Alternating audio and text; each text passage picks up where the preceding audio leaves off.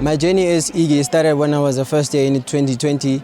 I was first the understudy for Mafika, and then 2021 I was the main mascot for Mafika, and then last year 2022 I was given the position for the main mascot Eagi. For me, what it took as being Eagi was being dedicated and always being there.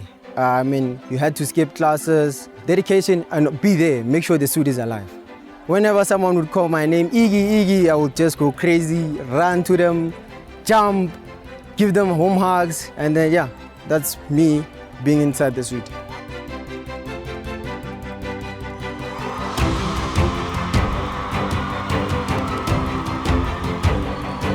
The moment that stood out for me as Eagi was my first Varsity Cup experience.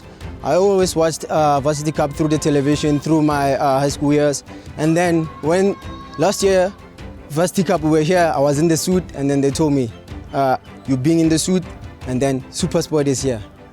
You'll be on television. So that one stood out for me.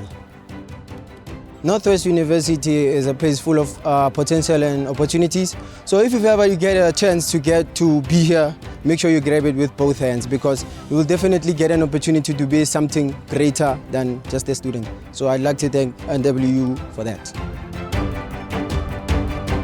My experience as being the first female Mafika was very, very fun. I'm a lady, I have lady-like features, and obviously when I'm in the suit they will be more enhanced.